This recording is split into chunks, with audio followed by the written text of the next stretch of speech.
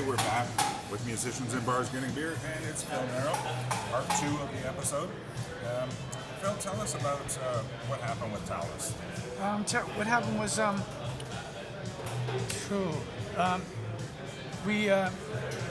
Billy got an offer to join David Lee Roth, and you can't turn that offer down. You know, go for it. It's amazing. Like, it's just once in a lifetime kind of offer. So that's what happened. He went to LA and joined Roth band and then Talas had a deal in place with A&M Records, and so we were obligated to do another record. So we tried to put a band together, Talas, a different version without Billy in it because he couldn't do it because of his obligations with Roth. So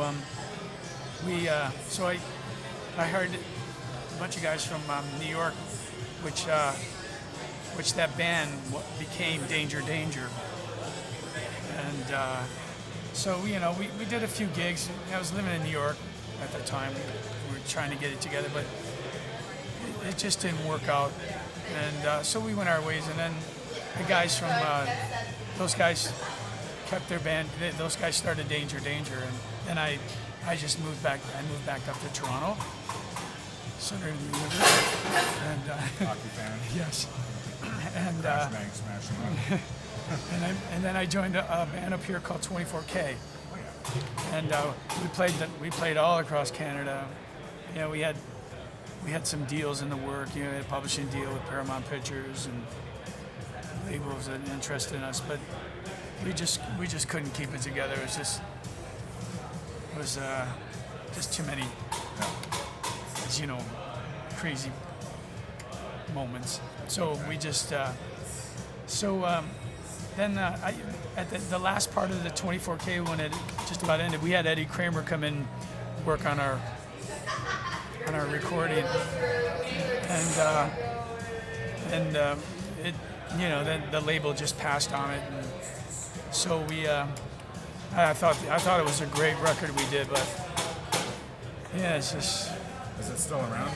Somewhere it's around. Yeah. I got one copy of it. Re-release maybe? Yeah, well, maybe one day. Yeah. It's really good. And he did a great job. Cool. Then what happened? The 24K.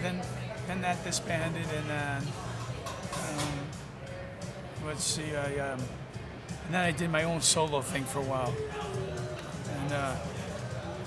And then I did my solo thing, and we had this producer come up from New York named Tom Lord Alge. We worked with him for a while. He was trying to get us a deal. We were so close, but then the grunge era came in, and no one was signing the kind of music we were doing. So we were shelved. But that's just how it goes. That's just the nature of the business. It was pretty hard. It was pretty heartbroken. I was pretty heartbroken about it all. But this is live and learn, you know. I got to work with some great people, so. So then, when did the call come in from Peter Criss? When Peter Criss called, he called Eddie Kramer, and Peter's going, I need a singer. And Eddie goes, well, give Phil Naro a call. He goes, sure, I'll give him a call. So I get a call, and it's Peter Criss on the phone. He says, Phil, this is Peter Criss. I go, no, it's not. Who's playing with me here? He goes, no, really, it's me. He's got that real thick Brooklyn accent, right? And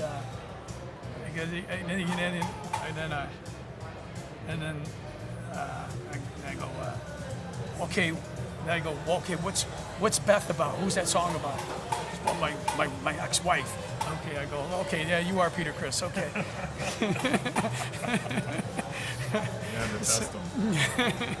Yeah, you know, you get a lot of prank calls sometimes. People try to imitate you.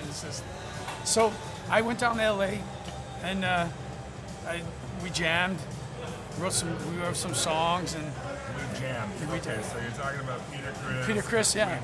We jammed. We got together and jammed, and it was good. It was me, Peter, Mark St. John, who's no longer with us. Yeah, and so we were jamming and writing these songs and everything, and so we went in the studio, recorded, and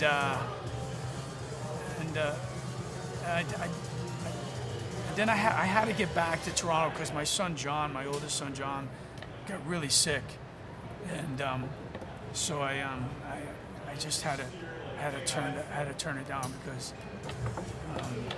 Well, that's a good family man. Yeah. I'm cheers to that.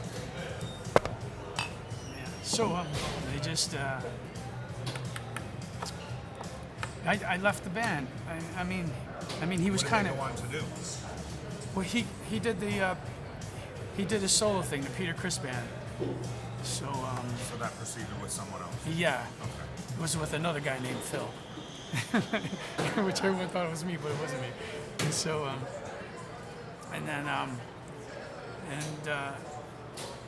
then it was great working with Peter. I just couldn't stay. I was living at his house and everything. I was living at his house when that whole scandal went down and he was being impersonated. Yeah.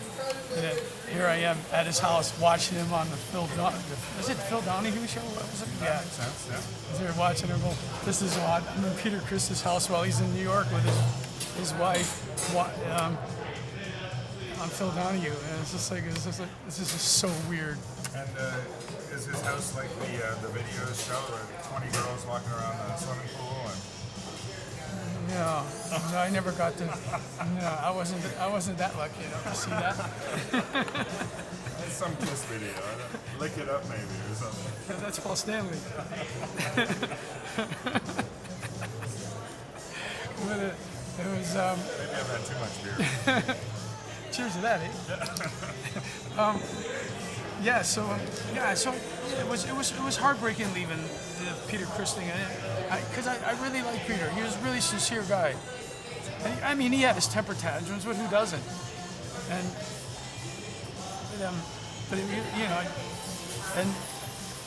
then when he put out that book, Kiss and whatever, he put out that new book. I forgot the name of it. I'm mentioned in it. And he said some nice things about me, so it was cool. You know, he's a decent guy.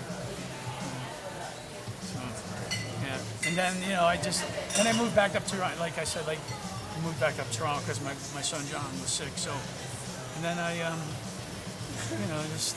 just played around did a lot of session work and wrote songs with a bunch of people, and then it just worked around a lot. And then I hooked up with Ed back then. Oh, that's right after that. Yeah, it was like 1990, maybe 1990 or 89, something like that. And we were trying to put a progressive rock band together. And it's weird how it all happens now. We just couldn't do it then because I had just got married and starting a family, and Ed was anyone did this Garth Book tribute band and some other tribute thing, and he went out to work to make some money, and it didn't last, but it was fun. It was playing all the same songs we were doing when Druckfarben started. We were doing the Yes stuff and Genesis, and now we're doing it. It's good. It's just wild how it all turns around. That's amazing. Anything else you want to add? We're just about to wrap it up here. So, is any other stories you want to share? No, I'm just looking. I'm just really excited about this whole Druckfarben thing and my D-Drive band I have going too. I just want to create music all the time. That's all I want to do. That's my future plan. Just play music. Just stay in the game as long as I can. And I want to be like the Stones and Aerosmith. I want to play till I'm 70, 75, whatever old they are now. That's the plan. Yeah, I'm hanging in there. Sure are. hanging in there. Well, thanks for being on Musicians Thanks in for Bars having me. Getting Beer. It's been a great episode, Phil. Thanks a lot. Thank you. Cheers. Cheers.